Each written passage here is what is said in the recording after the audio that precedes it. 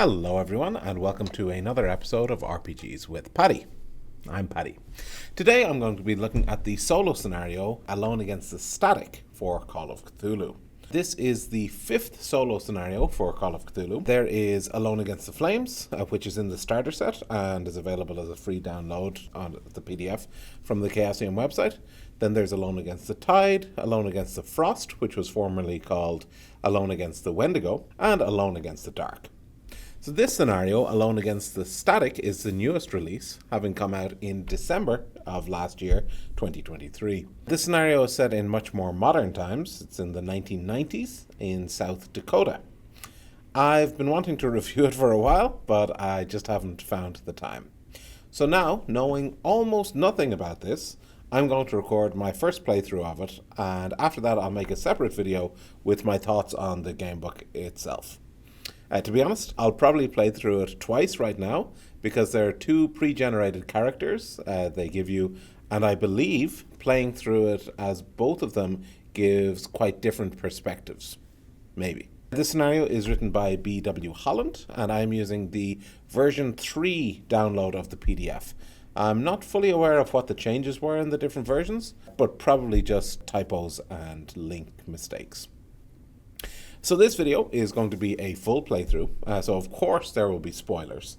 Naturally, it's a game book, so you'll likely choose different options from me, and maybe you'll succeed where I fail, so it will probably be different outcomes if you play it versus what I'm going to do now. But if you want to avoid all spoilers, then this is probably your last chance to stop watching. The product page on Chaosium's website also has a content warning. As I said, I haven't looked at the scenario, so I don't know if this is a necessary content warning or not, but I'll just give it anyway, and you can be the judge whether it's something you want to keep watching or not. And it says, Alone Against the Static explores themes of grief, isolation, relationships, and heartbreak. It is recommended for mature players. Okay, let's get into it. Okay, so I'm going to get started now. I have the PDF open on the screen. Hopefully you're seeing that now. I've also printed out the log sheet, which you keep track of certain things throughout the game. I haven't looked at it in detail. And I also printed out both of the character sheets just in black and white. Alone Against the Static is a Call of Cthulhu scenario designed to be played by a single person, where you are both the keeper and player. You take on the role of either Alex or Charlie, a young couple who are vacationing at a secluded forest cabin in South Dakota's Black Hills. The collapse of their relationship and a creeping horror growing in the woods around them are the central focus of the adventure. Chaosium recommends this book for mature players. The adventure is set during the 1990s. Unfortunately for you, it takes place far out of signal range. Don't rely on modern conveniences to protect you from danger. Deadly forces to whom a few decades mean nothing are lurking in the shadowy woods around you. You can attempt this adventure as many times as you like. Each playthrough allows you to select different choices or even a different character. With every new path you take, you'll discover more secrets hidden away among the pines. Make good use of the tools at your disposal if you hope to survive this very unfortunate vacation. Preparing to start. Make sure you have a copy of the Call of Cthulhu Keeper Rulebook or the Call of Cthulhu Starter Set at hand. If you haven't noticed during that cut, I did open it up here. This is the 40th anniversary edition. Copy or print out both of Alex and Charlie's investigator sheets and select which of them you'd like to play and put the other sheet to the side. So I've chosen Alex to start with anyway. Read the Getting Started section. Once that's done, you are ready to take on the challenges of Alone Against the Static. Don't worry, that strange sound was probably just the wind. And here's the same content warning. Alone Against the Static is a horror scenario and explores themes of grief, isolation, relationships, and heartbreak, and is recommended for mature players. So getting started. You'll need a pencil, scratch paper, dice, and the Call of Cthulhu Keeper Rulebook or the Call of Cthulhu Starter Set. Don't read this book from beginning to end. Each entry is numbered, and at its end, you'll find instructions for where to go and what to read next. Usually, you will be asked to choose an action from between two or more options, and then turn to a corresponding entry based on your decision. Sometimes you'll see additional instructions, like attempting a skill roll. When this happens, follow the instructions as written. Before you can begin, you must select either Alex or Charlie. You can find their investigator sheets on page 102 and 104. Your story will be different depending on which character you choose. While both Alex and Charlie may encounter the same obstacles, they each have a range of different skills and characteristics, making every playthrough unique. The choices you make as you play are not always concerned with what your character is doing, but maybe to decide how your character is feeling, which can have a bearing on how things progress. The log sheet, Alone Against the Static, uses a log sheet to help you record the choices you've made during your playthrough. As you progress through the adventure, some entries instruct you to check or tick a specific box on the log sheet. Some entries provide you with extra options depending on which boxes on the log sheet you've already checked or ticked. Some entries may even block you from certain choices and force you to turn to a particular entry, all based on what prerequisites you've fulfilled. You should always start any playthrough with a blank log sheet. If you restart your adventure, make sure to erase all the checked boxes. Making a roll. At various points throughout this adventure, you may be asked to make a skill or characteristic roll. These rolls are made as per normal for Call of Cthulhu using either Charlie or Alex's investigator sheet. Some Call of Cthulhu mechanics have been simplified to streamline gameplay. In combat, for example, only the result of your combat rolls factor into deciding an outcome. Other mechanics like chases, bouts of madness, and more have been similarly simplified. Any of these modifications to standard mechanics, as well as any additional factors like bonus or penalty dice, are clearly stated alongside the regular instructions in each entry. Pushing rolls and spending luck. If you fail a roll, you may be able to either spend luck or push the roll to succeed. The entry text advises you if a push roll is possible. If a roll is eligible to be pushed, then when you're asked to make it, you will also be invited to reattempt a failure at the risk of additional penalties. If a roll is eligible to be pushed, then when you're asked to make it, you will also be invited to reattempt a failure. Okay. So if you fail the roll, then you will be offered the option in that same entry. Do you want to push it? If you fail it again, this will happen. If you don't want to push a roll, you can also use luck as per the optional luck rules in the Call of Cthulhu Keeper rulebook. This rule allows you to spend your luck points to alter the result of skill or characteristic rolls. You may alter a roll on a one-for-one basis. For example, to adjust a roll of 49 to make the result equal to your skill of 45, you would spend 4 points of luck and deduct that amount from your current luck total.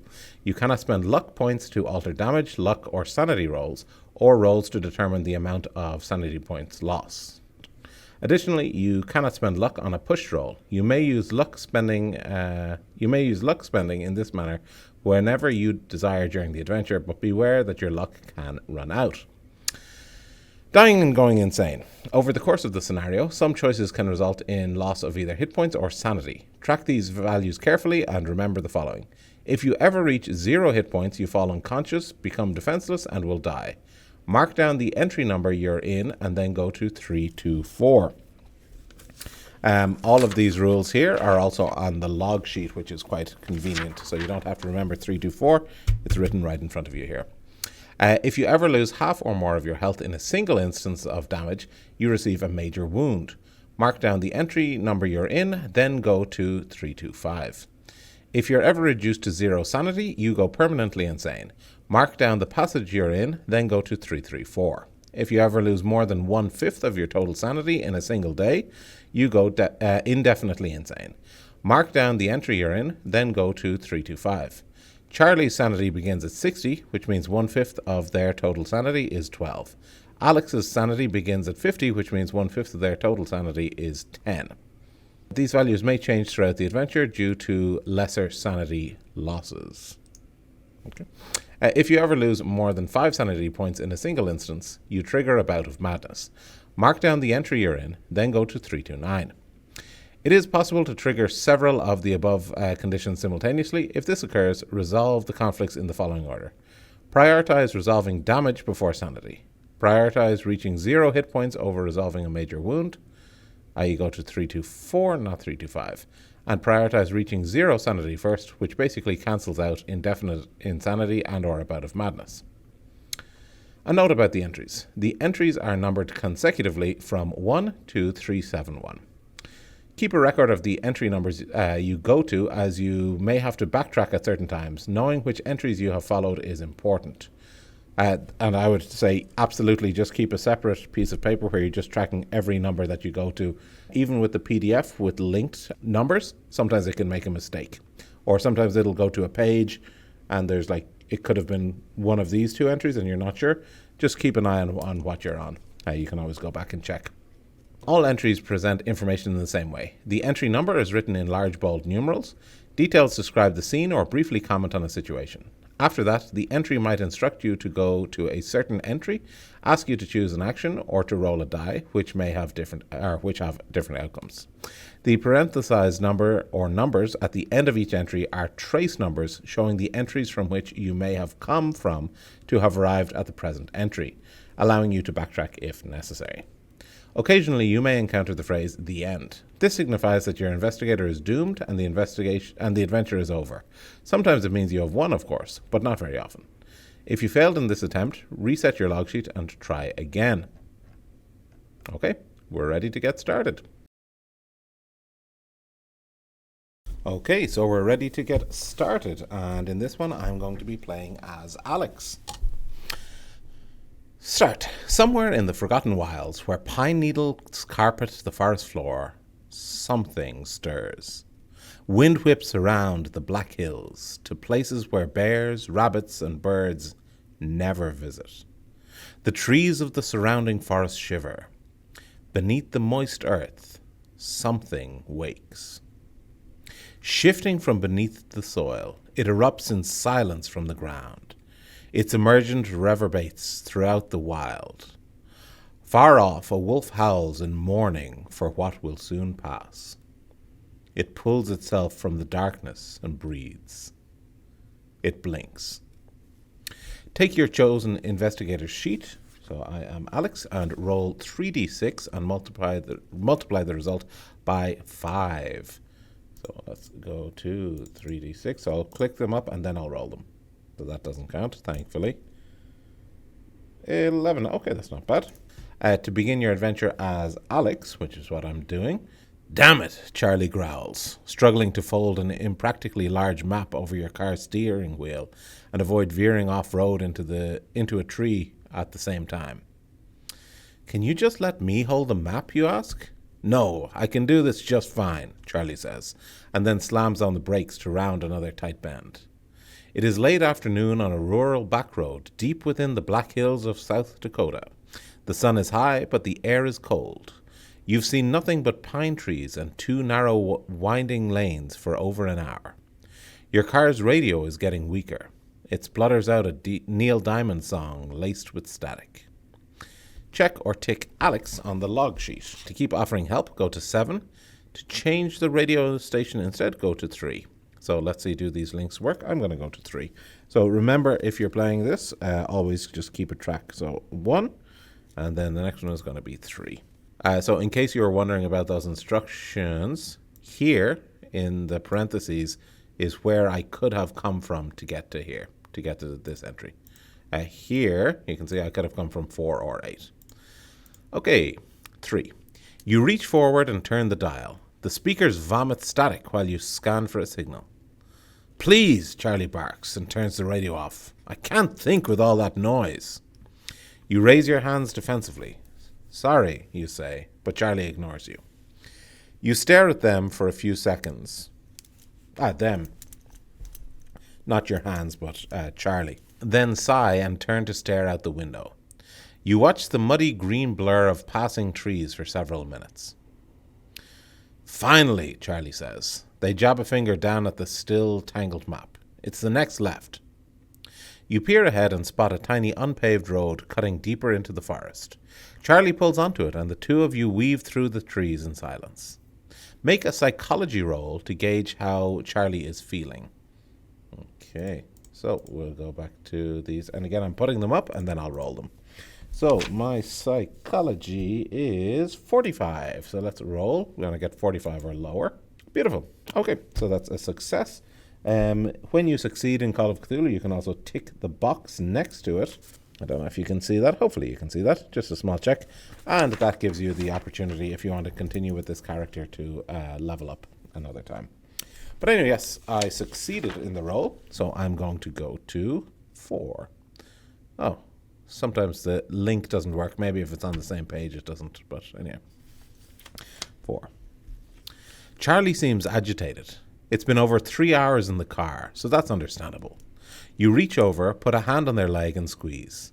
You see them smile just a little in response. Not far now, Charlie says. Good, I can't wait to stretch my legs. You continue deeper into the forest. The little road you're on winds erratically, dipping up and down as it dodges between hills.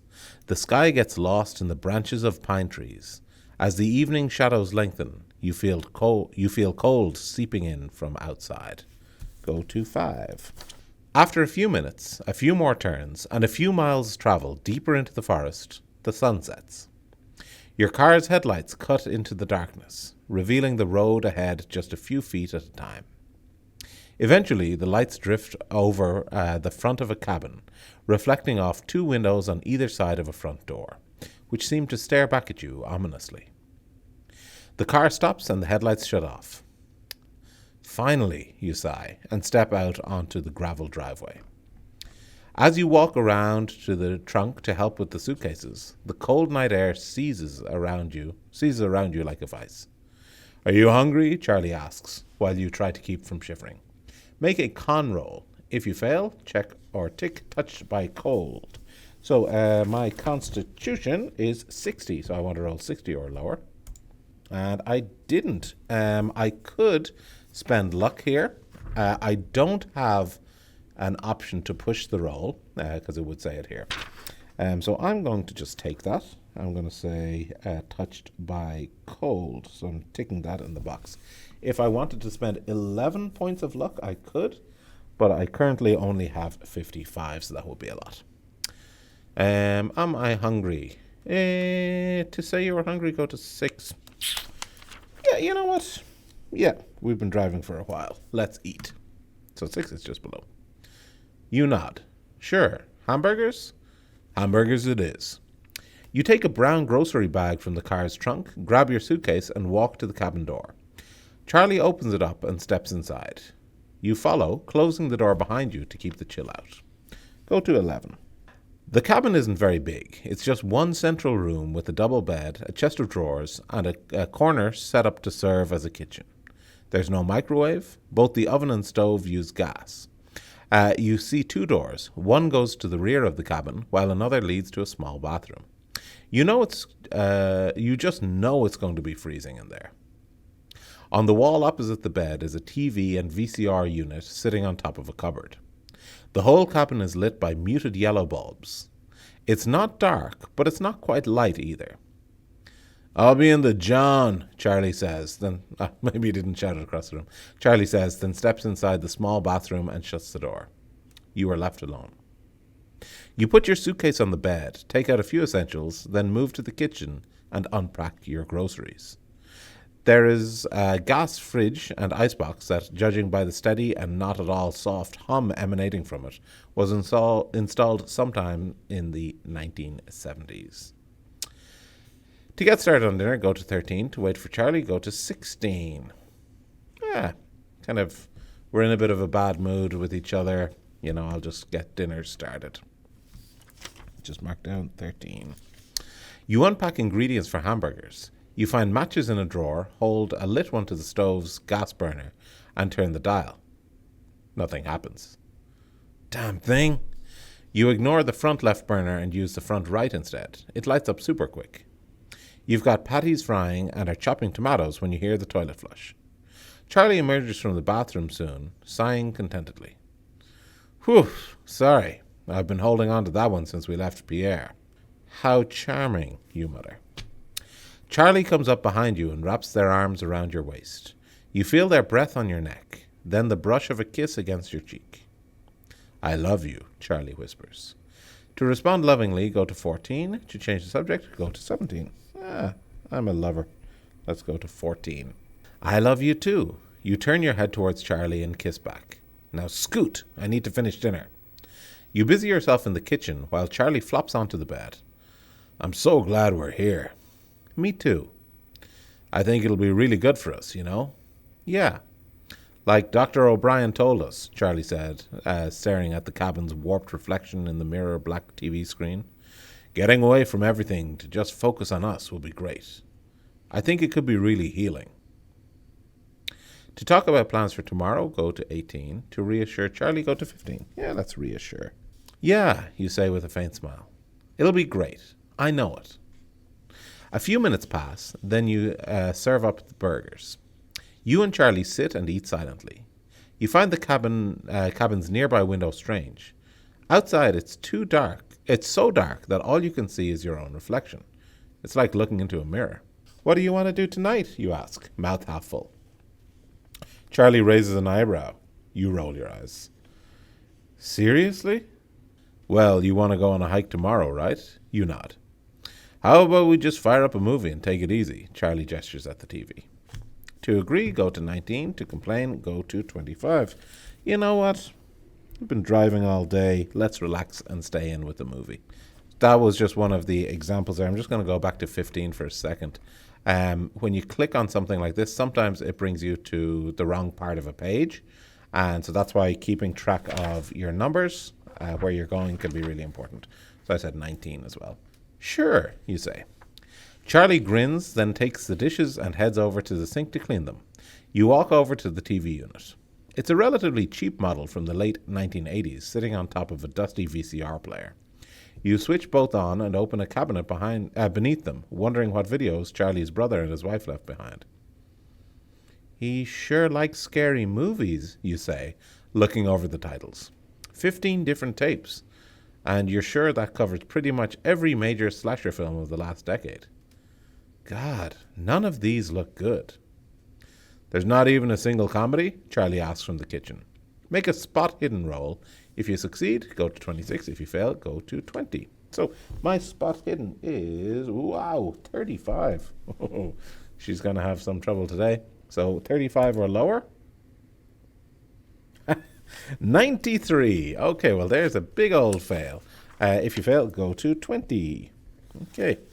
You take out the tapes and go through them one by one, rolling your eyes and performatively gagging at each cover as you go. Charlie walks over and joins you. Maybe we should have stopped by a Blockbuster on the way. You're telling me? These covers all look cheap. Think they're bootlegged? Probably, Charlie shrugs. I could have sworn he said there was more than just horror. He said that they watched something that sounded like a chick flick last time they came up. Maybe it's still in the VCR. Charlie leans over and presses the eject button on the machine. There is a whirring of mechanical internals, then the unit spits out a tape. Aha, Charlie says. Is it blank, you ask? Nothing's written on it, but they're bootlegs, right? You shrug. Whatever, rewind it and we'll take our chances. It can't be worse than any of these. To watch the movie right away, go to 28. To get ready for bed first, go to 21. Oh, my knowledge that we're probably going to go out in the woods says I should not get ready for bed because then I'll be more ill-prepared. But my cozy feeling says let's get ready for bed before the movie. So I'm going to go for 21. You grab your bag with one hand and head for the bathroom. I'll be right back, you say, and slip inside. It's even colder in the bathroom. You set the bag on the sink and blink at your reflection staring back at you from a nearby mirror. The door creaks open just a little. You sigh and push it closed again, but it doesn't take. You look closer and see a little latch at head height. The door obviously can't hold itself shut unless it's locked. You roll your eyes, ignore the door, and brush your teeth. A few minutes later, you return to the main room and change while Charlie waits patiently on the bed. The movie is all set up, paused at the beginning. You climb up onto the bed and settle in as well. Ready for the random, hopefully not horror film? Charlie asks. Sure am. Start it up. You smile and slip under the blankets. Charlie presses play on the remote. Check or tick occupied on the log sheet. Go to 22. When the film begins, the screen is black. There is faint music, but no opening credits. Then the screen cuts to blurry footage that was clearly recorded on a handheld camera. Is this one of Mark's home movies, you ask? Charlie laughs and then reaches for the remote. Oh, wow, I'm sorry. Wait a second, that looks familiar, you say, pointing at the TV. Charlie hesitates. On screen, you see a wall of tall forest trees. Leaves and pine needles crunch under the feet of whoever's filming. The camera pans across the landscape, creating a blur of greens and browns. Suddenly, you spot Mark's cabin, standing alone in its little clearing. A dull red sedan is parked out front. That's Julie's car, Charlie says. This must have been right after the wedding. The camera is shaky. Wind rushes across the microphone, causing a brief flurry of horrid scraping from the speakers. There's movement near the red car. A woman, Julie, is taking bags from the trunk. She's smiling. Yeah, Charlie says. This is at least 5-6 years ago. Julie turns as the cabin door opens. Mark steps out, walks over, and takes one of the bags from her. They smile and exchange unheard words. You sit bolt upright. What the hell? What's wrong? It's only Mark. Yeah, so who's filming? Charlie stammers and blinks. On the screen, Mark and Julie go inside and close the door behind them. The camera zooms in towards the window. The picture is a grainy blur of colors. You see movement in the cabin. The camera zooms even closer. Then harsh wind picks up and howls through the speakers. The image smashes to a slurry of loud static. White noise booms out into the room. The sound drills into your skull. You feel like it's going to make your head explode. Make a note of this entry number. You may need to return to it.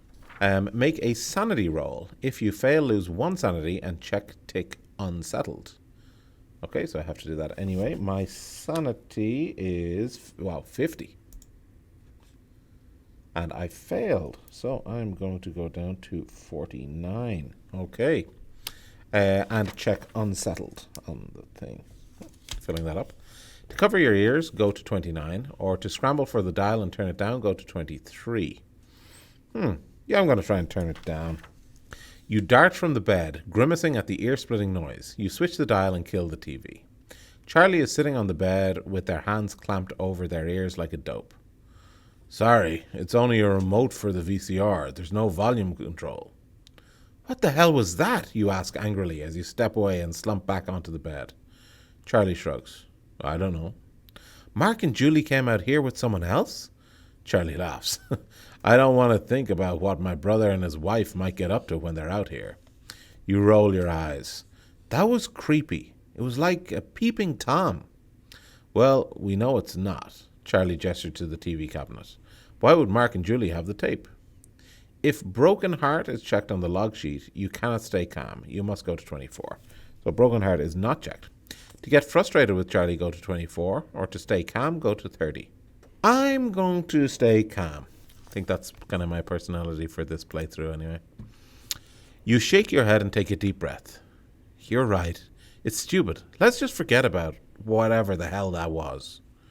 You still want to watch a movie? Charlie asks. Sure, whatever is fine. One of those schlocky flicks, you say. Charlie gets up. My pick? Your pick.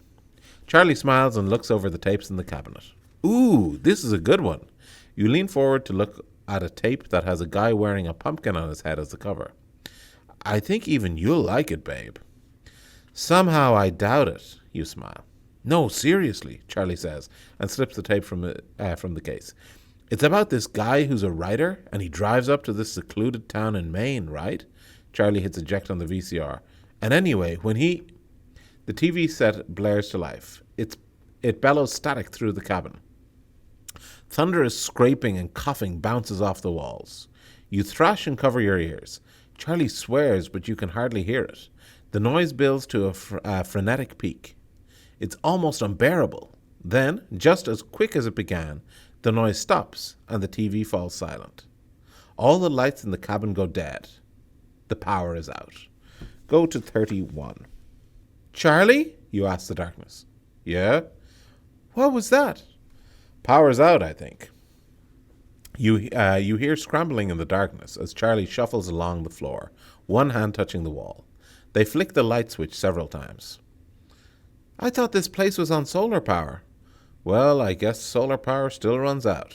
Is there a backup or anything? I don't know. I guess I'll have to head into town and call Mark in the morning. Oh, that's just great. You pull your legs up to your chest. Okay, whatever. You're not used to this level of dark. The city doesn't get dark like this. You raise your hand in front of your face. You can't even see its outline. You feel anxiety rising in your chest. If either broken heart or blame game is ticked on the log sheet, which it's not, you cannot lean on Charlie for support. You must go to 33. To lean on Charlie for support, go to 32. To give up and go to sleep, yeah, I'm trying to make the relationship work. So 32. Charlie, can you come to bed? Sure. The bed frame creaks as Charlie crawls onto it. In the silence following the outburst from the TV, even the slightest sound rings deafeningly loud in the quiet. You feel Charlie cuddle up close to you. I'm sorry, Charlie says. Don't be. Must just be an old shoddy set. I think Mark has had it since the 80s. We'll fix it tomorrow. You murmur softly in agreement. Charlie wraps an arm around you. You feel their breathing on the back of your neck. It slows quickly and soon fades into the gentle rumble of sleep. The sound is steady and calming. Before long, you drift off too. The only sound that disturbs you is the faint creaking of pines echoing softly through the Black Hills. Go to 34. When you wake in the morning, you are alone. So just a comment here, I think that will reset my losing 5 sanity points, losing 1/5 of your sanity in a day. We're at the start of a new day. It didn't specifically say it, but that's probably what it is. Anyway, when you wake up in the morning, you are alone. You stir in the bed and sit up. Babe? There's no answer. The only sound is the wind outside, carrying with it a gentle morning birdsong. You get up and cross to the kitchen. There's a note taped to the chunky refrigerator, which is written in familiar handwriting. Sorry again. Just want this weekend to be special. Gone to town to get help fixing power. Back ASAP. Love you. You set the note down. Looks like you have a few hours to yourself. To eat some breakfast, go to 35. To go for a brisk walk, go to 37. I don't love having breakfast, I have to say. I much prefer kind of waiting. Once I wake up, I'm not really hungry, so I'm going to go for a walk. 37. Outside, the air is fresh. The sun is warm and the sky is mostly clear. You fill your lungs with the scent of moist soil and pine trees. You take a few steps forward and peer down the driveway. It weaves away into the woods.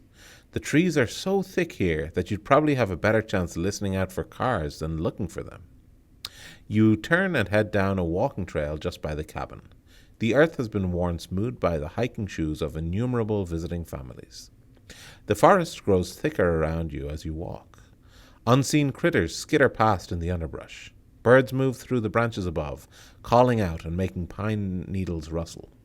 You come across a blueberry bush just by the trail. To stop and collect berries, go to 38. To continue your walk, go to 39.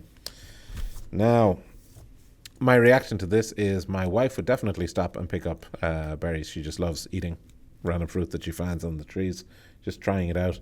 I'm more cautious and worried about eating poison. I'm also thinking it should be good to have berries if I get lost in the woods, but my first instinct is not to do that. So I'm trying not to metagame, and I'm going to go to 39, just continue my walk.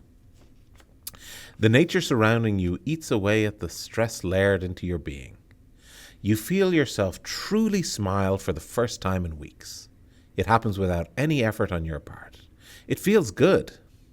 You close your eyes and turn your face to the sky. The fresh air and sunlight kiss your skin. It's glorious. Off to the left, you hear running water. You open your eyes and look towards the source of the sound. It's coming from just off the trail you've been walking along. To investigate the sound, go to 44. To stick to the trail, go to 49. So I would definitely be checking this out. I just want to see it, I'll keep the trail in sight, I'm sure, is my idea. You step off the trail and stride through the forest towards the sound of running water.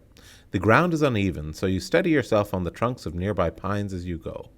You walk for a little while until the sound of water gets louder. You crest a small ridge and discover a bubbling stream just on the other side. The water is rushing downhill fast, headed south. It's clear and fresh. The trickling sound is melodic.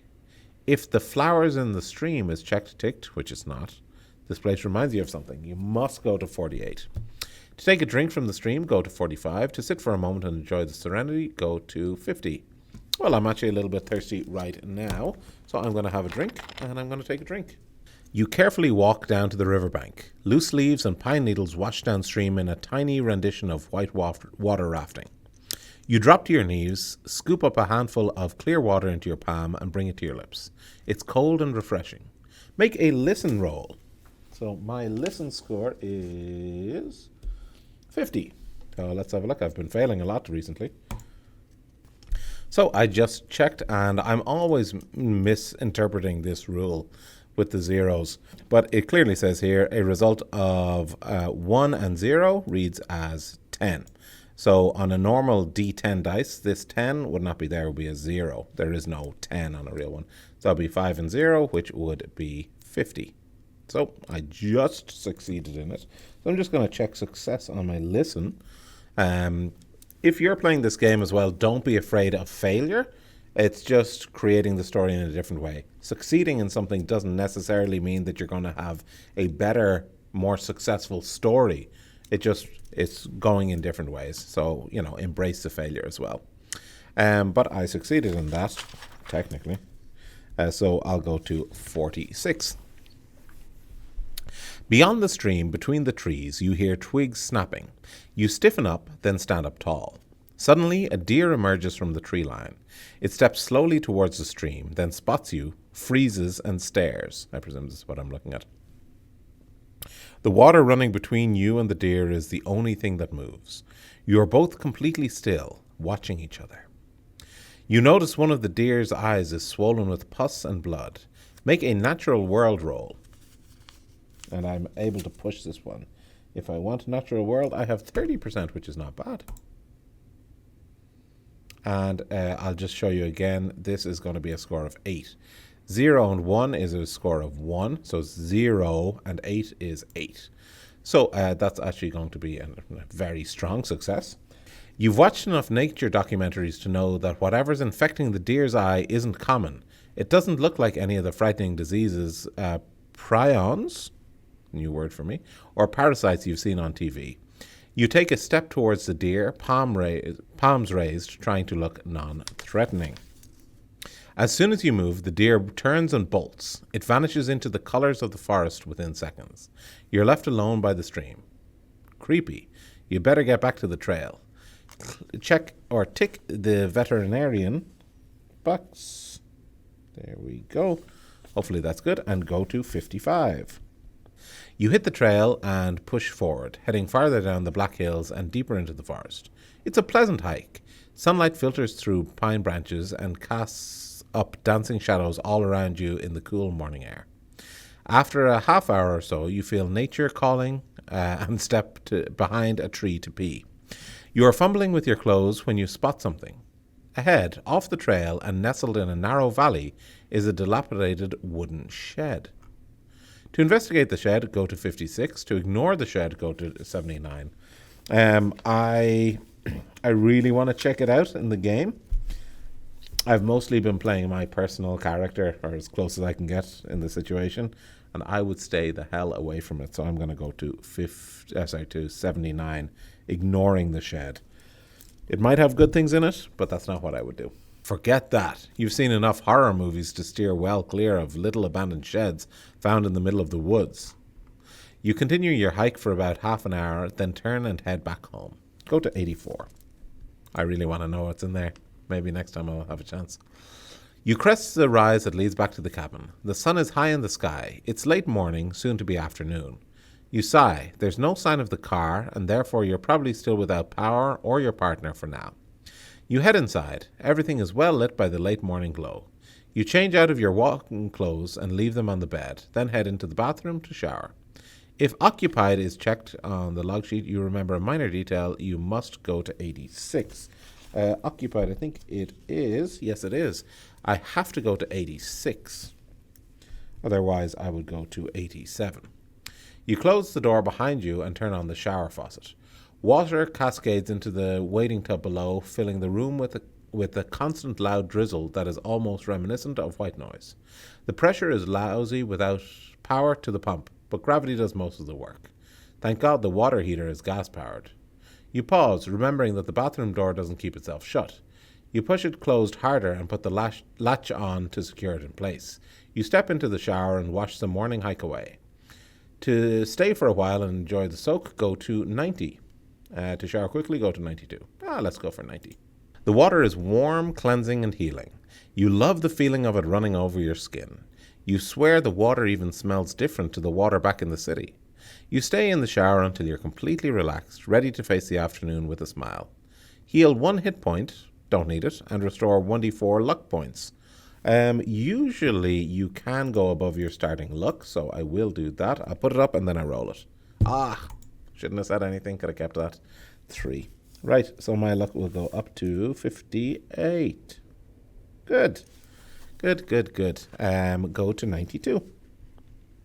Probably good I locked the door. You get out of the shower and dry off. You step back into the cabin and decide to get dressed. To put on jeans and a t-shirt, check or tick practical on the log sheet. Or to put on warm, soft track pants and a sweater, check tick comfortable on the log sheet. I am definitely warm, soft track pants kind of person. So I'm going to tick comfortable. Freshly dressed, you feel renewed. Now, what to do with the afternoon while you wait for your partner to return? Hopefully they have a solution to the power problem. To make some food, go to 94. To search for flashlights and batteries so you have light for when it gets dark, go to 95. To try and restore the power yourself, go to 368. These all seem like good options. Well, except for the last one, that one seems like a terrible option. I presume if I had any knowledge of that, I probably would have gone there before. So I'm going to make some food. I'm going to 94. Okay, you head to the kitchenette. You're glad the fridge and stove are powered by gas. You cook up a meal and then enjoy it alone at the little dining table. Check or tick well fed. If survivalist is checked, your stomach growls. Survivalist is not checked. To eat and enjoy the food, go to 106. Or to pick up the plate unenthusiastically and worry about your situation, go to 107. No, stay positive. Nothing bad has happened so far, just a little power outage. 106. Delicious. Truly, you are a Michelin-level chef. Anyway, if fully charged or running on empty are checked. Fully charged or running on empty? No.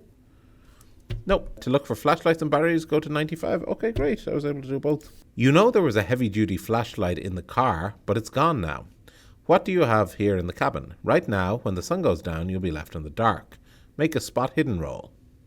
Okay, so let's get these dice up again. And my spot hidden is 35. So we've got them up, roll them.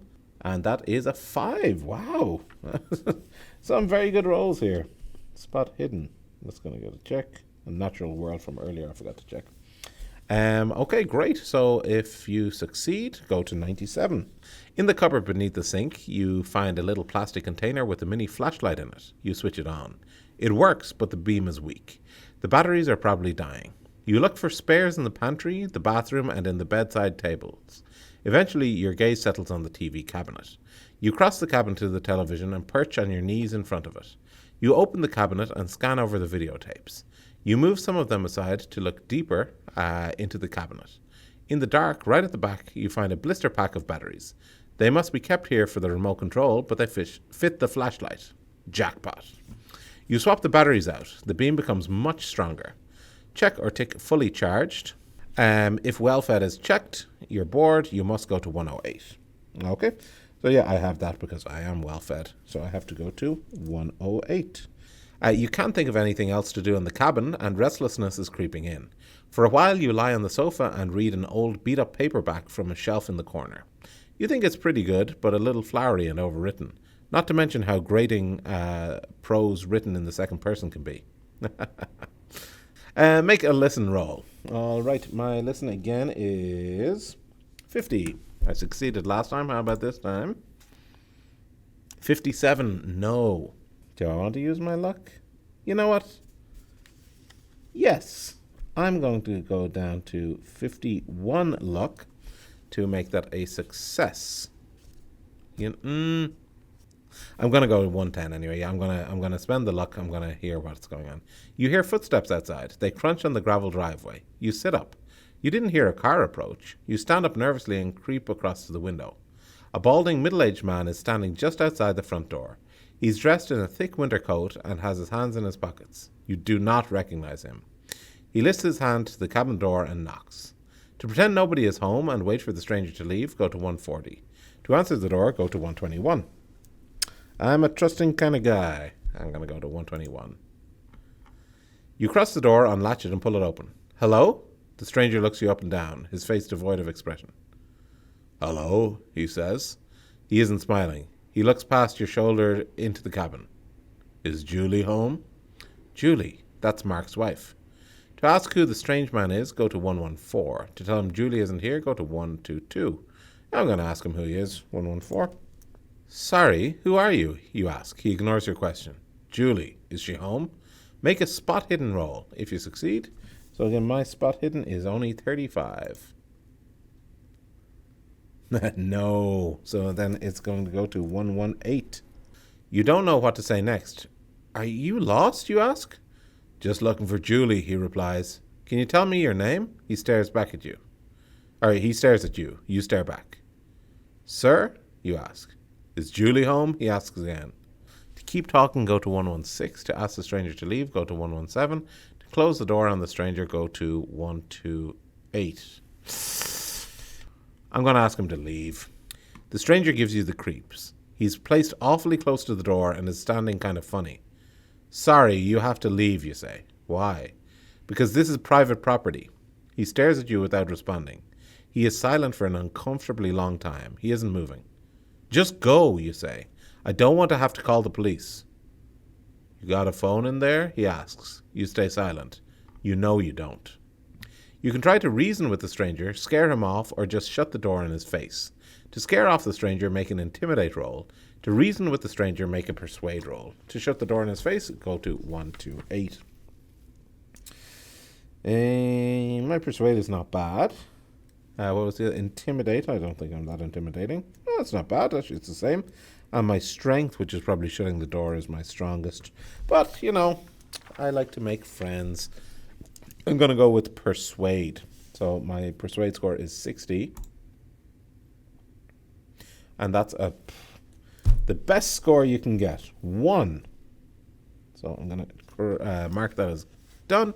And I'm going to go to 125. Sir, you say with a smile, I'm not trying to be aggressive. I've been on a very long walk today and I'm dead tired. I'm afraid you've just interrupted my nap. If there's nothing else I can do for you, do you mind if I get back to sleep? I'll tell Mark and Julie that you are asking after them the next time we speak.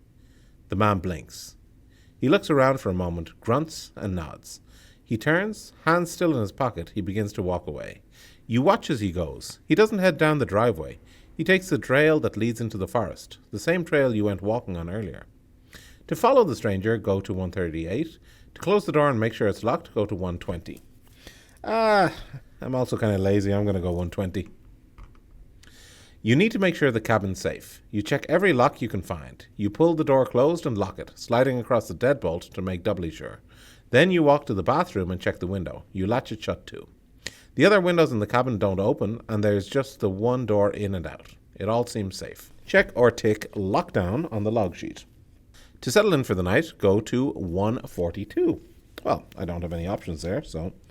It's dark. Clouds cover the sky and the moon is hidden. You lay on top of the bed for a while, listening to the wind shaking the branches of the pines all around. Every few minutes, you think you hear your partner arriving back. Every time, you're wrong. When you walk around the cabin, you use your flashlight to guide your way. After a few hours, you make yourself a sandwich and eat it in the dark. While you chew, there is a knock on the door. It is a single knock. Suffocating silence follows it. To ignore the knock, go to 183. To answer the door, go to 176. I've already made sure everything's locked up. I answered the door last time in the daylight. It was okay, but I think I'm going to ignore it for now. So 183. You finish your sandwich and put the plate in the sink. There is no further knock at the door. You were right. It must have just been something tossed at the cabin, brought on by that wind. As the night goes on, it gets colder. You use the flashlight to go back to bed and get under the covers. On the cabinet at the foot of the bed, the television turns on. The power is back. To turn on a light, go to 184. To turn off that awful TV, go to 185. 185, definitely. That's my priority. Hate that TV. Don't love the look of that. You hurry over to the television. You hit the power button. Nothing changes. The screen remains tuned to the VCR, displaying slightly illuminated black. Go to 186. It's quiet. The VCR is purring. The TV is dim. Depending on your choices, you may return to this entry several times. Select an option if you have not already chosen. If the quiet in the evening is checked, which it's not. If the couple who came to the cabin is checked, no. To play the tape from last night, go to 208. To leave the TV alone, go to 223. So 186, I'm just going to put a little circle around it in case I need to come back to it, they say. To play the tape from last night. Do I really want to do that? Maybe I'll get a look at the guy who came up, so I'm going to go to 208. Curiosity getting the better of me after a day in the cabin. The tape from last night is still sitting in the little cabinet. Call it morbid curiosity or just a desire to understand what is going on. But you take up the tape and slide it into the VCR. You turn the volume all the way down. You don't want a repeat of the speaker blasting static from last night. You press play. The tape begins from where it left off the night before. Static. Thunderous white noise, muted by your fingers on the volume dial. Then the tracking on the tape flickers, jagged white and silver lines horizontal across the tape. It looks like the tape had more footage to show when you turned it off last night. Check or tick familiar face on the log sheet. To adjust the tracking on the tape using the VCR controls, go to 222. To let the tape play on, there's just the tracking on the tape. Yeah, I'm not really sure what that means. I did have a VCR. I'm not that young, but to adjust the tracking on the tape, I'm not sure. So I'm just going to go to 209. Do what you know. You ignore the tracking, assuming it'll fix itself. The white noise vanishes from the screen. It's replaced by the image of a clearing in the forest. Someone is adjusting the camera, presumably setting it on a tripod. The figure finally steps into view. It's just some guy. He's wearing a fluorescent hunting jacket and beanie. He stands back and looks at the camera, then smiles and turns to the clearing. He has set up a little campfire and a tiny two-man tent. After nodding contentedly, the figure squats by the fire, snapping sticks in half and tossing them into the flames while looking at the camera. His lips are moving. To adjust the volume so you can hear what the figure is saying, go to 210. To continue, watch the tape muted? Yeah, I want to hear. Okay, you turn the volume dial and his words become clear. Out 5 days now, I think. He looks up and around at the pines on the edge of the clearing. It's beautiful. I'm expecting my friends any day now. The man stands up, looking down at the fire. Flames are keeping me warm, keeping me prepared. He turns to the camera again and he gestures to his tent. It gets cold at night. I think soon, though, that won't matter. He moves to the tent and unzips it. He sticks his head and arms in and forges around for a few moments. He comes out of the tent holding a manila folder, the kind you see people store documents in at offices. He walks back to the camera and takes a seat in front of it. The frame is tight around his face. The figure looks directly down the lens right at you. He says something, but it's too soft to hear. To rewind the tape and turn up the volume, I feel like it's gonna be lots of noisy static, but I'm going to do it. 213. You rewind the tape, you turn the volume up. It's uncomfortably loud. You press play. You see the man walk back towards the camera and take a seat in front of it. He's so close you can hear his breathing. He looks directly down the lens right at you. This is the blessing of the child, he whispers. Now that he is up close, you notice something weird about his eyes. He has a little series of pustules sprouting around the rim of his eyelid, almost directly along the same spot where his eyelashes grow. They vary in size but look sore, yellow, and wet. If a veterinarian is checked or ticked, yes it is, you remember a similar ailment, you must go to 212. It looks remarkably like the deer you saw from the forest earlier that day. The same kind of sore, same kind of strange, sickening disease. But you'd assumed it was some sort of sickness contracted by animals, not people. Your stomach churns as the man twists and reveals pustules in all their glory. Go to 215. The man holds up a folder and smiles. Everything here, just as yesterday. Everything I wrote down after that first dream. He puts the folder in his lap out of sight and looks down. You hear the folder open and papers rustle. I'll read it again, he says. Words that came to me in my sleep. He smiles at the camera, proud, and gestures to the clearing behind him. This exact spot, I saw it every night. Every single night. He's giddy now. He looks down at the papers and begins to read. It comes in the face of those it has taken, those it has brought into the fold. By the light of the sun it is hidden, clad in the skin of the familiar. He clears his throat, then continues. By night it walks free, a student of the earth, a venom and cure of the forest, drawing from deep in the soil. These black hills are its flesh today. Every tree is a hair. Its followers are those dictated by the rules of time. Michael, Homer, Olivia, Darcy. He pauses here and points excitedly to the paper. That's me, he adds, then goes on reading. Marcus, Charlie, Alex, Rachel, Isaac. Darcy pauses. He looks directly at the camera. Charlie? He asks. Alex? He asks. He leans in close to the camera. The entire screen now is just his eye, ridden with pustules. Are you coming home? The screen smashes to white noise and the room fills with crackling static. Make a sanity roll. Okay, let's see. A 71, that's a fail. Okay, so I failed that. Go to 216. The static, the horrible static. You can't escape it. You feel it like icy tendrils in your gut around your throat, burrowing into your brain and stirring around all your thoughts, twisting your feelings and eating your memories. You reach out and slap at the VCR once, then twice. On the third time, you finally hit the eject button and the machine spits out the tape. The cabin falls silent. The television set is there, glowing quietly. That man on the tape. How did he know those names? How did he know you? Make a note of this entry number. You may need to return to it. Lose 1d4 sanity. This is 216. And 1d4 sanity. Put it up and then roll. Again. Cursed by my... Oh. Wow. Okay. So that brings me down to 45. Yikes. Go to 186. It's quiet. Oh, okay. Okay. So this is where I've been before anyway. To leave the TV alone, go to 223. And that's what I'll do. 223. Oh, sorry.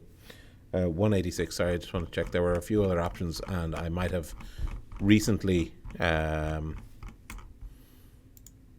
checked one of those. So I just want to make sure that I haven't checked any of those, because that would change things. Quiet in the evening, the couple who came to the cabin? No. Okay, 223. You turn away from the television set and cross over to the bed. You sit down and try to avoid looking at it. You can hear it humming ever so softly. To head to sleep, go to 255. To step out onto the porch and to look one last time for the return of your partner, go to 224. That sounds like a terrible idea. I'm going to try and sleep, which also is a terrible idea. 255. You crawl under... Oh, Jesus.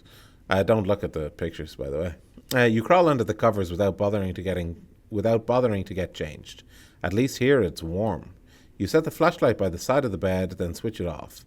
Then you curl up around your pillow, listening to the sound of the wind outside, and wait to fall asleep. If lockdown is checked, you must go to 256. And I do have that checked, don't I? Yes. So 256. A thump at the cabin door startles you awake.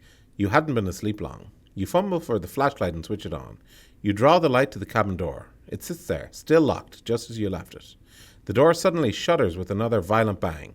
You hear a hoarse grunt just before the impact. Someone on the other side, a man by the sound of it, is yelling incomprehensibly. He is pounding against the door again and again. It shudders under his weight. The door frame is slowly beginning to split. To call out to him, go to 257. To hide, 239. To find something to defend yourself with, to brace the door so it says shut. I'm going to call out, 257. It might be Charlie. Who's there? You cry. The man outside screeches wordlessly in reply. He thrashes more violently against the door. The hinges begin to creak. The lock bulges. He's going to break down the door any second now. To find something to defend yourself with? My spot hidden isn't very good, but I'll give it a go. 241. You search around for something, anything to defend yourself with. If in case of emergency, no. If razor sharp, no. If close to hand, no. To improvise and grab the closest thing to hand, go to 245. That's what I got to do. There's got to be something here you can use. Your eyes snap between unpacked vegetables, abandoned videotapes, and neatly folded linen. Make a spot hidden roll, of course. So my spot, it's 35. 48. So that's going to be a fail. Go to 251. Oh, sorry. I need to knock that down. 245. 245 and then 251. How can there be nothing in this cabin you can use as a weapon? You dash back and forth but fail to lay your hands on anything remotely useful. Go to 252. You are out of time. The cabin door splinters open. A burly figure darts through and charges in your direction. In a panic, you drop the flashlight and it skids across the cabin floor. You drop and try to grab it, but you're too slow. In the darkness, you feel the stranger's hand grasp around you. His grip is like iron. You hear him grunting, sing-song moaning like some demented elephant or horse. He is trying to drag you out of the cabin. To fight back, go to 282.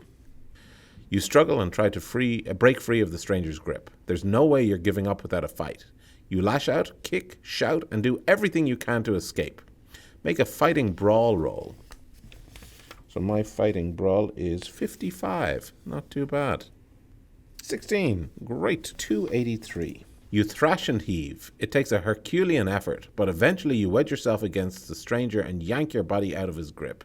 You scramble out of his reach. He snarls in frustration. "The child will have you," he bellows. "You will serve the child." You steady yourself, then look up to see the stranger approaching you again, fists flailing. You also notice, with a start, that the two of you have managed to swap positions during the scuffle. You are now between him and the door. There's no way you're staying. You spin around and sprint away from the cabin out into the woods.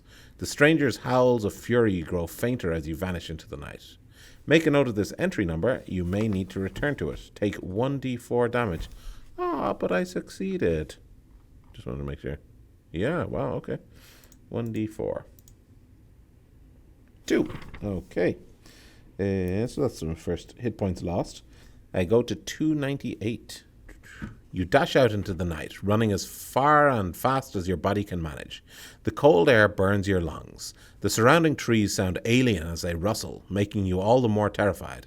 Every few minutes, you emerge from the trees to a section of dirt road. You keep praying that you'll see your partner's car arriving, but deep in your soul, you know it won't come. After almost an hour of mad flight, you come to a crossroads. You recognize it from your journey up to the cabin. You're not sure which direction leads to the highway and which leads deeper into the woods. The forest feels inescapable. Make a navigate roll. If you succeed, navigate, I have 40%. Let's see. 73. No way. So that's 320. You pick one path and follow it. You race along it for almost an hour. Even after all this time, you're not sure if you've gone the right way. The woods around you are endless. The hills are treacherous. Before long, you lose your bearing. It doesn't matter if you took the right or wrong way at the crossroads. You get tangled up in your own hurried flight and lose all sense of direction. Everything here is identical, just great looming black shapes, any of which you feel like could suddenly decide to come to life, loom down and devour you. This isn't right. It isn't right. Make a sanity roll. My sanity is currently at 45. Oof. So I fail. Go to 3, 2, 2. You scurry in one direction, then the other, desperately trying to find some kind of landmark you can use to orientate yourself. You find none. Panic threatens to overwhelm you. The fear only makes you search faster. Aimless or not, your wandering exhausts you. You're also beginning to get seriously cold. Before long, you need to take a moment. You lean against a tree and catch your breath. And lose 1d4 sanity. So I put it up and then I roll it. That's always the way it is. And it helped me this time. Okay, 44 sanity. And, well rested. I think I got that. I did not, actually. So, yeah, 301. You try to catch your breath, but it doesn't seem to work. Your hand slides down to the base of the tree and you collapse down against its roots. You suck air over and over. Your lungs feel icy. Despite the horrible situation you find yourself in, your eyelids feel heavy. You're not sure how long you wait, but it is some time until you feel as though you can get back to your feet. You stand slowly, teeter, but manage to forge on. Right now, you just need to put distance between yourself and the chaos you escaped from. When the sun rises, you'll be able to reassess and begin to find your way back to civilization. Make a note of this entry number. You may need to return to it and take 1 point of damage. Okay. Pine needles and dirt crunch under your feet as you walk. You make progress, but with every step you feel yourself growing wearier.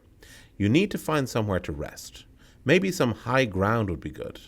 Or should you look for a grotto? Anywhere sheltered would be best, right? Just as you spot a cluster of trees where it looks like you'll be able to rest and stay dry, you hear a faint hiss from behind you. What was it? Static? Was the sound static? Adrenaline surges through your system. To investigate the sound, go to 302. To run like hell, go to 308. 308. Gotta be running away from that. No, you don't stop to think. You take off at a sprint and race into the forest. You resist the urge to call out for help because you know that none is coming. Ahead of you, moonlight just barely reveals a jagged pathway littered with sharp rocks and treacherous tree roots. You try your best to avoid them. If running on empty is checked, no. If fully charged is checked, it remains... your flashlight falters. So, my flashlight stays lit and I go to 323.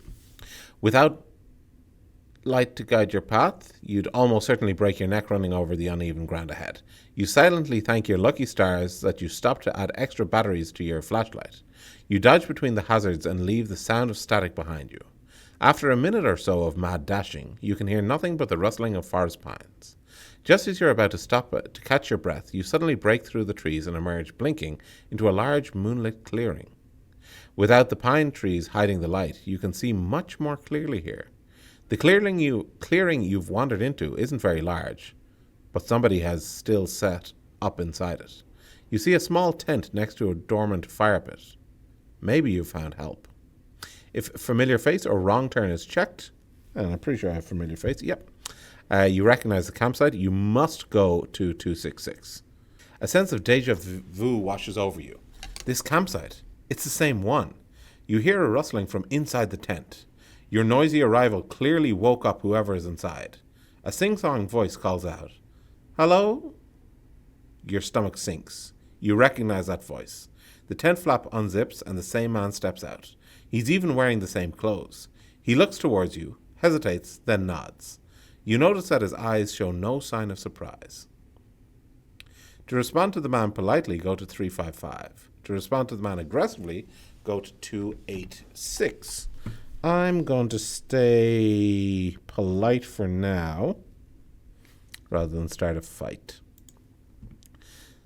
"Hello," you call out. You struggle to keep terror or anger from creeping into your voice. The man approaches you. He's smiling. "Don't worry," the man says. He holds his hands up. Empty palms turned towards you. "It's okay. I'm your friend." His voice is small and falls eerily. His eyes are wide with excitement. You look around, but there's nothing in the clearing that gives you any new insight into what's going on. "What's happening?" you ask. You don't expect a real answer, but to your surprise, you get one. "I'm someone who can hear it," the man says, then lowers his hand. "Hear what?" "The child." "What?" "The child of the forest. You've heard it too."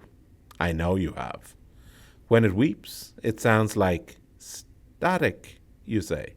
The man smiles. "Yes, I knew it. You have heard it." You hesitate. If Alex is checked, Alex has indeed heard the static. If Charlie is checked, Charlie has indeed heard the static. So yeah, Alex is checked. So 366. Sorry, 336. "Alex," he says. You freeze. "How do you know who I am?" "The child told me. It just wants a family, Alex. That's what we can give to it." "That voice in the static," you ask? "The child, yes."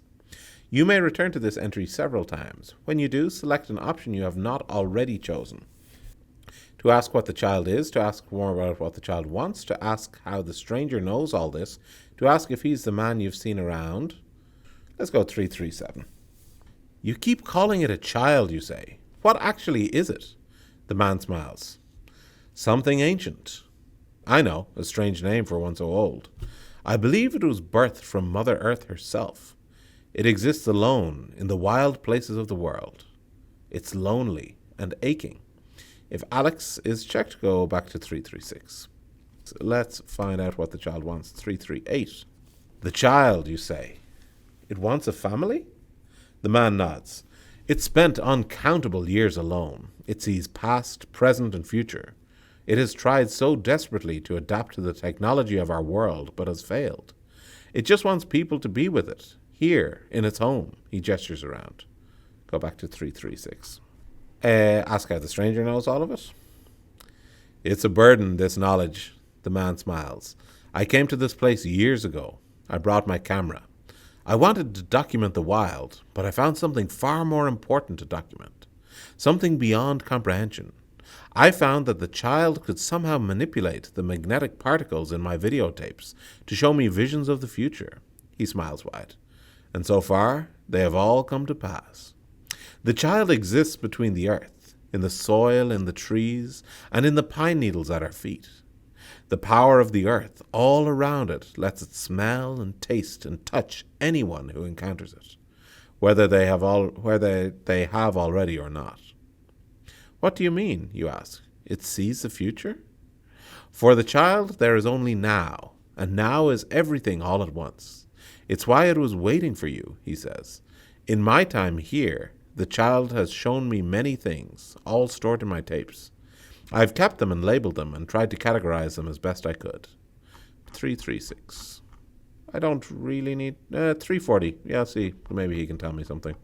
You are the guy I've seen around? He pauses, thinking. It may have been me, or rather a version of me. What? I've given myself to the child, he says. I'm in its family now. If it wishes, the child can take my form. Indeed, the child takes many forms, those of its victims, past and future.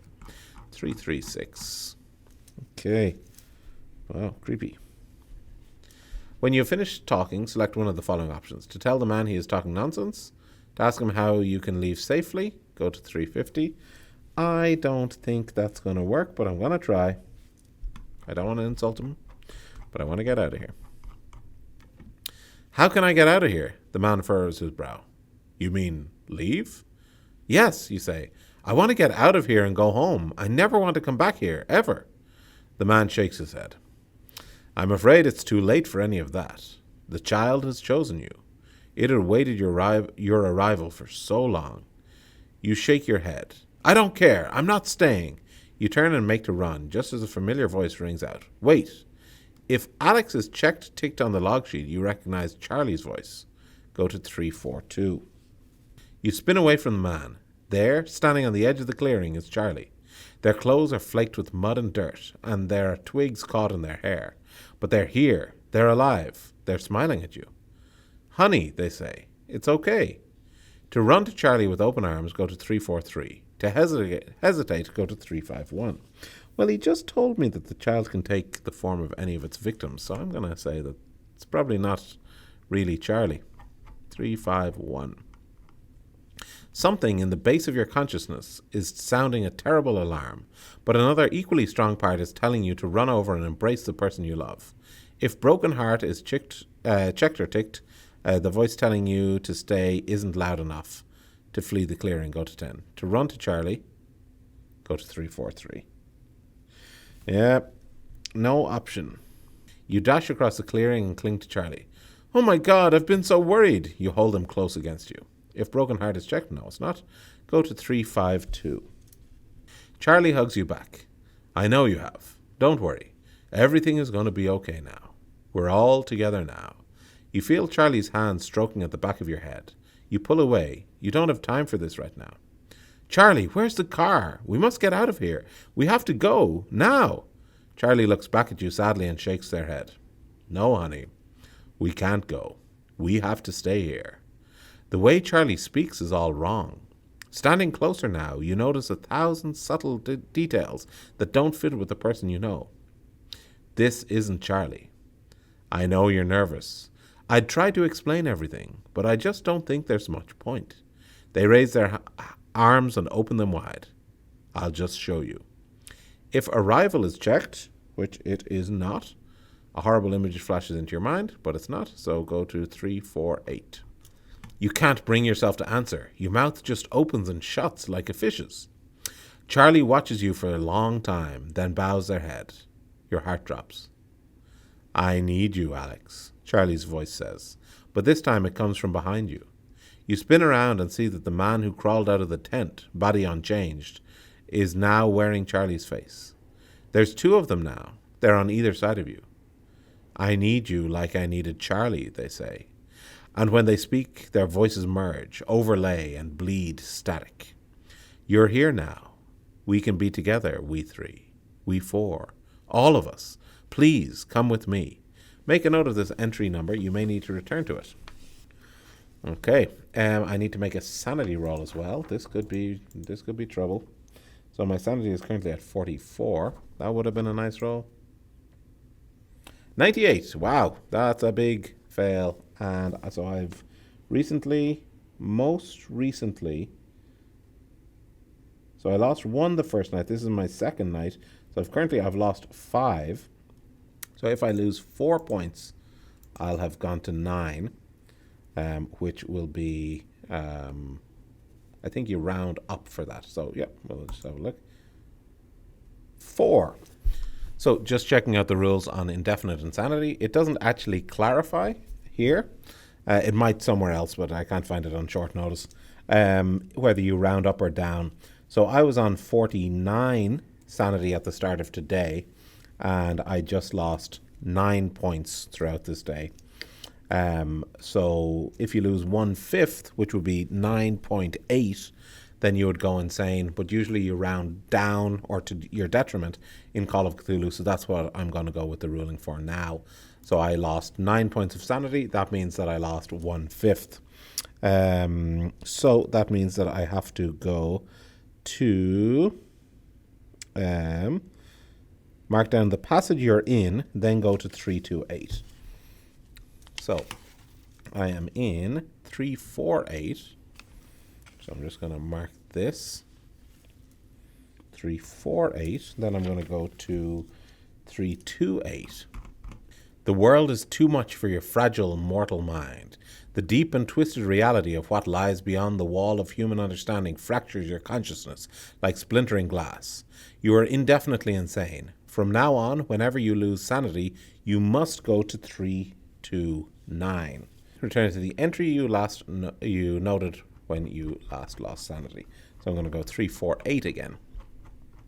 We can be together now. We 3, we 4, all of us. Please come with me. To agree, go to 343. To refuse, go to 357. Of course I'm going to refuse. No, you say. I don't want that. What? I don't care what you or anybody else says about the child. I want to go home. I want to leave. You see your partner's face fall. I'm sorry, honey. I'm sorry I couldn't make it painless. Your partner's face bulges. Pine needles sprout from their cheeks and emerge, covered in blood. Their mouth opens and a thick, fleshy tentacle laced with pale blue veins and coated in saliva unfurls. You hear your partner's voice screaming, "The child is given form. From its flesh emerges a true manifestation." A dozen more voices join the noise. They're laughing, shrieking and crying. They're chanting something, a name. They repeat it again and again. Ushtika! Ushtika! Your partner steps closer. Clothing sloughs away from their body as their chest spills open into a sphincter-like maw, from which echoes a horrid, swarming hail of static. To run, go to 358. To fight, go to 355. 358. Let's run out of here. You take one last look at your partner's body. It's disintegrating, turning into something foul before your eyes. There's nothing left you can do for them. It doesn't matter how you feel about them, what you wanted from them, some greater force has decided for you. All you can do now is run.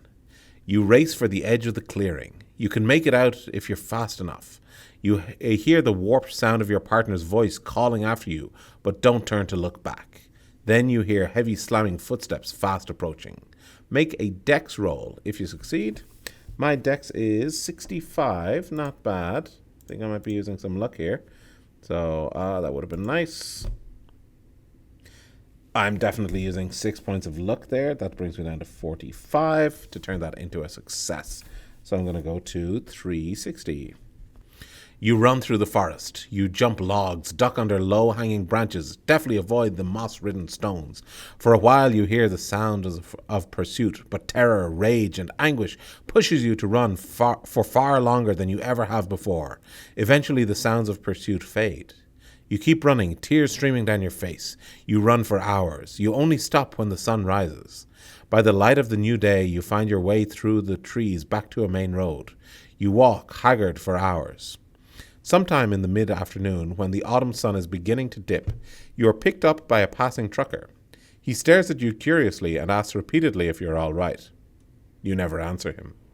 You ask to be dropped in the center of town, but he drops you at the police station. Doesn't matter. It'll do. You head inside.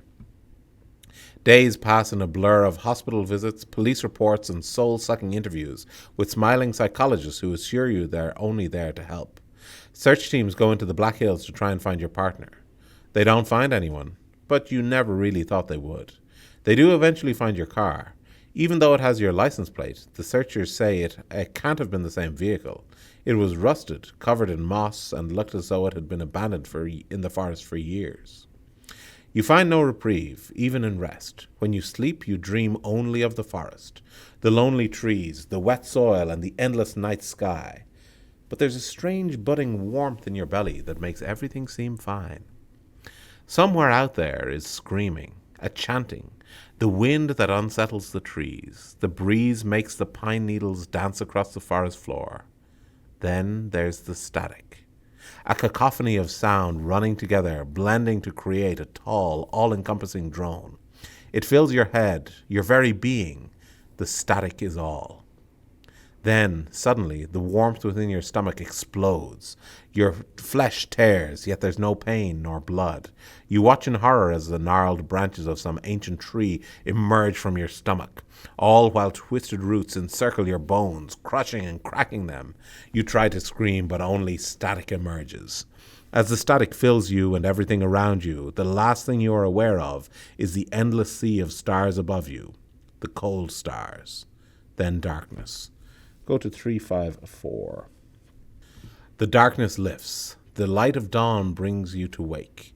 You don't recall how much time has passed. It might be years later, or could it be years earlier? Somewhere in the forgotten wild you stir. You see the ancient forest around you. The pine needles feel like carpet on the ground. It's all warm and familiar. The wind flutters through the Black Hills to a place where no bears, rabbits, or birds ever tread. Trees shiver in the final moments of summer, and beneath the moist earth you shift. Dead branches and fresh soil fall away from you as you emerge. Human again, you rise from the damp earth and breathe. You blink and hear the call of your master. The child awaits you. You have successfully completed the story and have been reborn to serve the child, as you will be again and again for all eternity. The end. Okay, and that's going to do it for my first playthrough of that as Alex. So I'm going to do another playthrough as Charlie, and then I'm going to record another video giving my feedback on the scenario as a whole, which will probably come out before my playthrough. Okay, so that's everything for this video, and I will see you guys next time. Bye!